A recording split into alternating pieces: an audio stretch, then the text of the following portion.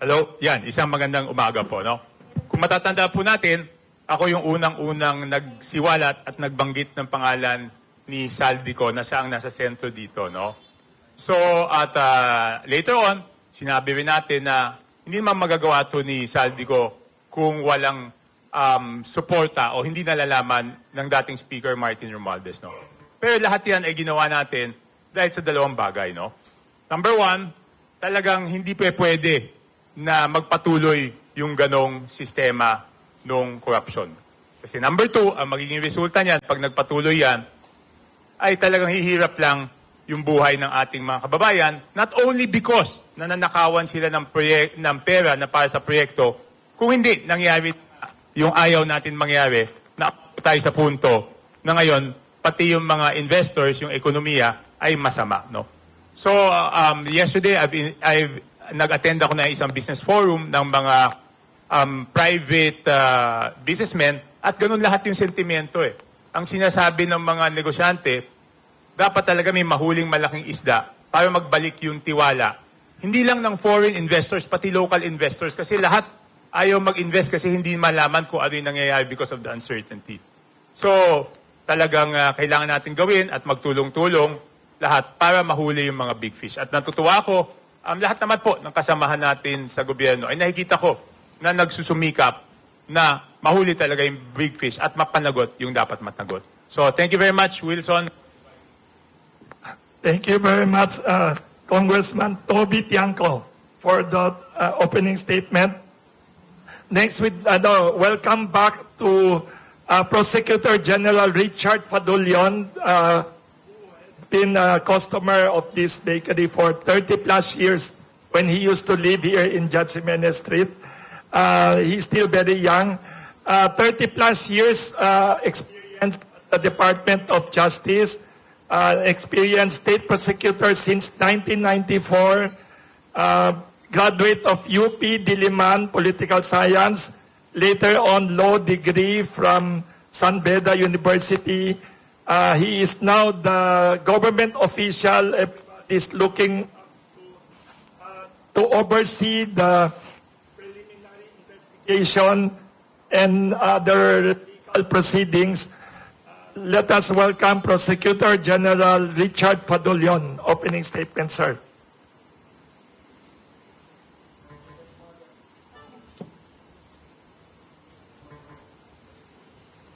Hello. Hi. Magandang umaga po sa inyo lahat.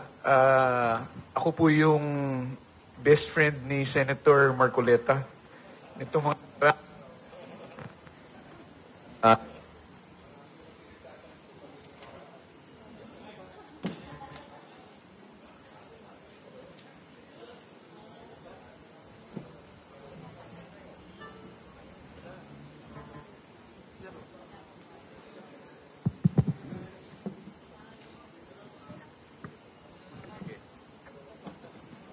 Hello. Yan. Magandang umaga po. Ako po ay nasa Department of Justice at kami po ngayon ay nangangasiwa ng lahat ng mga investigasyon na patungkol dito sa flood control projects tsaka yung mga anomalies and the corruption involved in it. Of course, the department is not doing it alone. We are working very closely with the Office of the Ombudsman as investigations are concerned. We work with yung ICI, we work closely also with the DPWH just to make sure na itong mga kaso nito ay uusad at mapadali, no, yung investigasyon. Alam naman natin na lahat ho ay naiinip. Lahat ho ay gustong may makitang resulta agad-agad. Pero ang sasabihin ko lang po, before it gets better, it gets worse. Which means to say, you really have to put in a lot of time, no? Kung ang ibig sabihin po nito, tayo'y madidelay. If I take a few steps backwards, if only so that I can move 10 steps forward, I will do it. Alam namin yung hinaing ng mga tao, pero hindi natin pwedeng madaliin ang isang proseso. Otherwise, masasayang lang po lahat ng ating ginagawa. Ang mangyayari po niyan, madali pong magsampa. Ang pinakamahirap po niyan is kung paano natin patutunayan yung mga kaso na isasampa natin. So, ang hinihiling lang po namin, konting pag-unawa. Alam po namin ang kagustuhan at hinihiling ng taong bayan. Ginagawa po natin lahat. Pero hindi po tayo pwede magpadala sa galit. Kailangan pong mangibabaw pa rin, no, yung ating paniniwala sa batas. At kapag ito'y sinunod naman po natin, yes, it may take longer, but at least it guarantees us that it will give us the best results. So maraming salamat po sa inyo lahat. Thank you very much.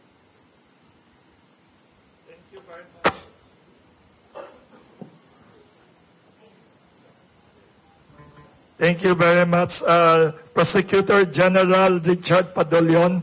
Next, last but not the least, magbibigay ng opening statement. We have with us a crime buster and anti-corruption crusader, very well known in media.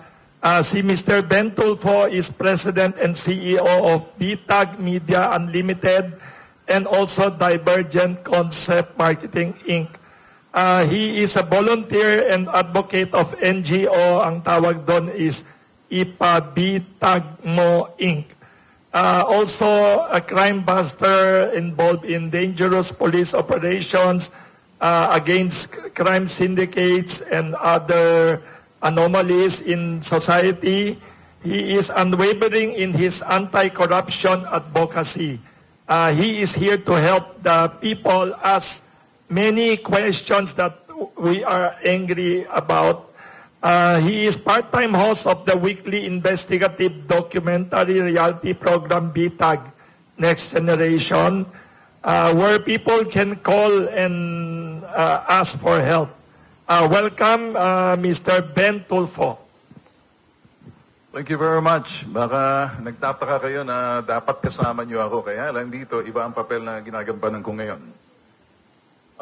Matagal na akong isang crime buster dahil tulad ng sinabi na ni Wilson, for the last 15 years, sumasama ako dun sa mga operasyon ng droga, carnapping, hijacking, bank robbery, sama tayo dyan. And another thing, nag-level up kami doon to look at the situation, itong sistema. Lahat na nakikita natin ngayon, ako mag-diretso na, epekto lamang ng problema. Ang dahilan ng problema, kinakailan matibay na sistema. Yung sistema hindi pwedeng paglaruan ng sino mang mga putok sa buhong gustong paglaro ng sistema na akala malulusutan ang sistema. Ano bang sistema? Una, siguro, ako'y diretso na. Itong nangyayari ngayon, nasabi na ng mga panelists dito, iisa lang ang sinusulong namin dito. Ano ba yung sinusulong natin? Partisipasyon ng taong bayan sa ibaba.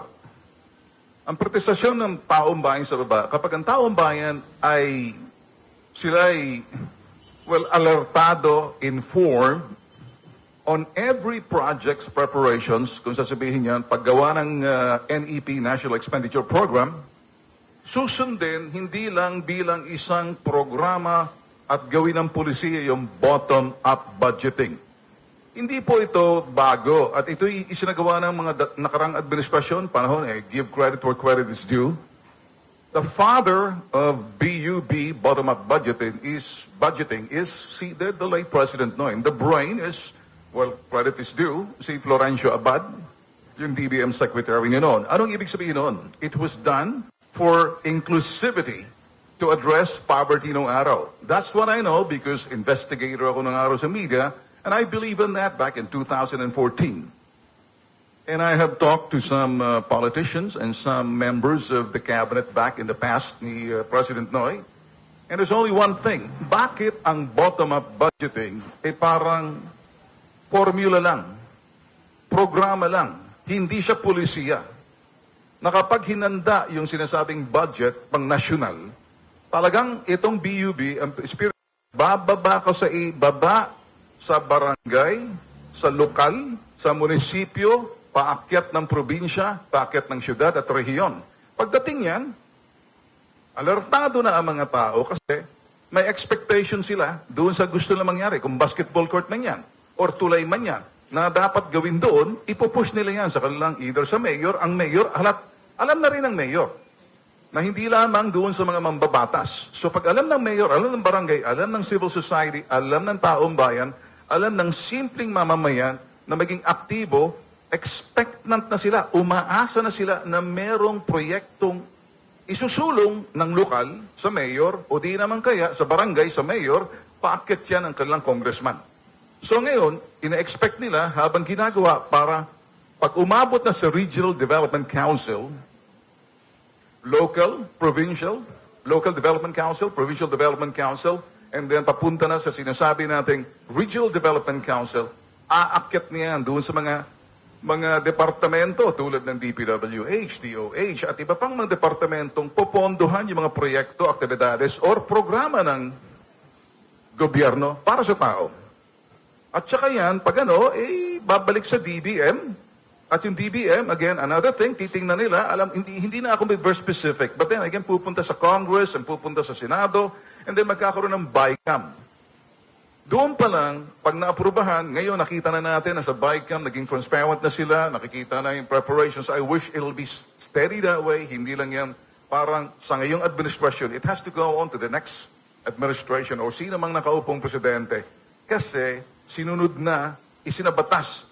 We're batting for legislative action sa mga mambabatas, kasama natin ngayon si Toby Chanco, sa Kongreso at sa Senado, na isabatas, hindi lang formula, hindi lang programa, bagos maging polisiya, na may pananagutan pag hindi ginawa ng sino man yung pagsunod. Yun lang pong aming gustong sabihin. Kapag alertado ang mga tao, masikip ang ginagalawan ng mga taong paglalawan yung sistema. Sa Estados Unidos, may tinatawag Department of Government Efficiency.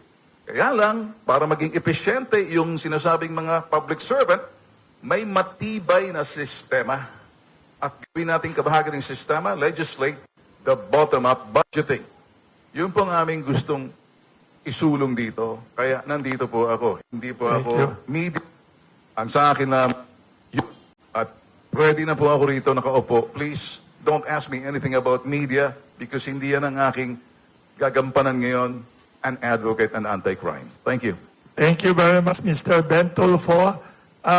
First, before the media question, may mga amin nagpadala dito. What are the... may nagsasabi dito, people are asking what is the expected timetable daw of the close, of the major, they are asking about the big fishes. Kasi maraming nakita ko sa mga text messages by the journalists, government officials promised before Christmas there will be big fishes spending Christmas in jail. What are the schedules or target schedule for jailing or at least filing of big cases for big fishes now? Anyone who wants to update or what are to be expected now? And a second question is, somebody asking here, 2 or 3 journalists, is the ICI still effective? Does it still exist now or wala na daw at present status? Sir Wilson, let me first question. I know and I heard also promises being made. That's why people were expectant sometime noong December that people will be jailed, na merong maghihimas rehas. No?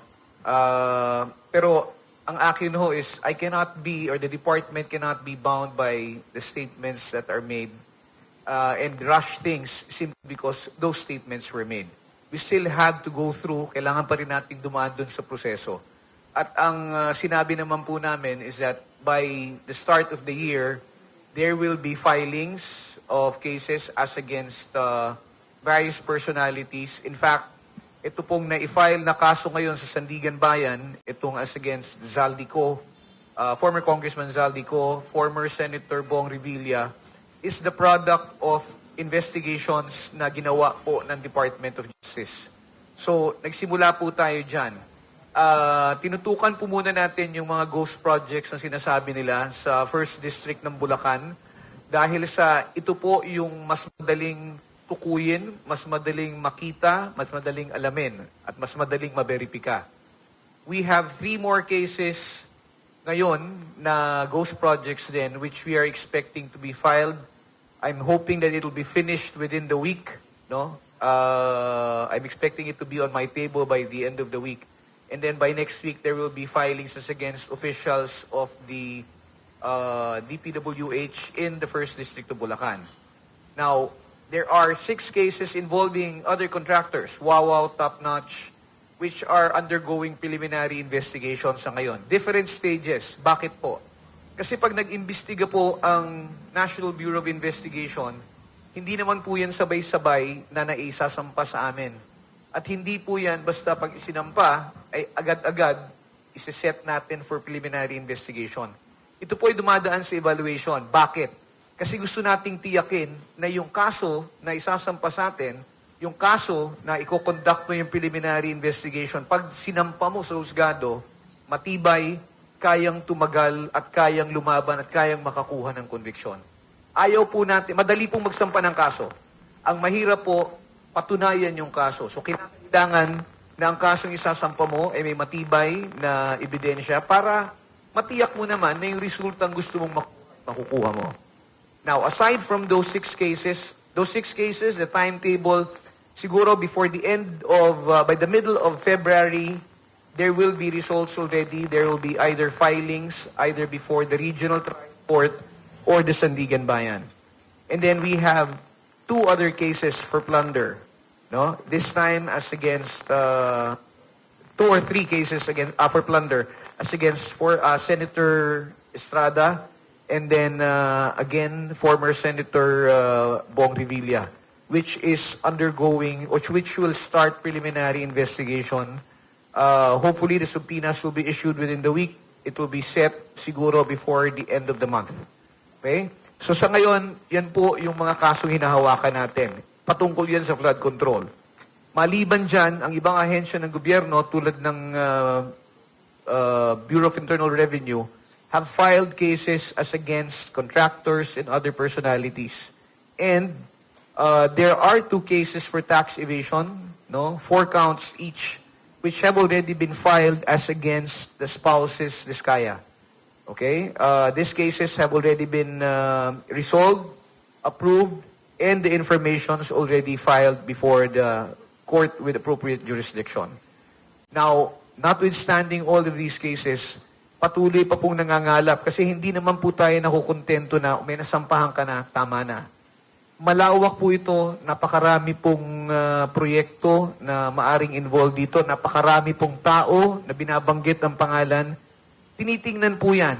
Kaya lamang po, sabi ko nga, hindi natin pwedeng madaliin. Kailangan po, kung nagkamali tayo, huwag na nating ulitin yung pagkakamali na yon. No? Kung kailangan na maging masinop tayo sa pagkalat ng ebidensya, kahit na ito'y mga hulugang medyo tatagal ka ng konti, mas maigi na ho yun. At least natitiyak natin kung ito'y sumampa sa husgado, makakakuha tayo ng resultang gusto po natin. Thank you, Prosecutor General. Wilson, can I add? Yes,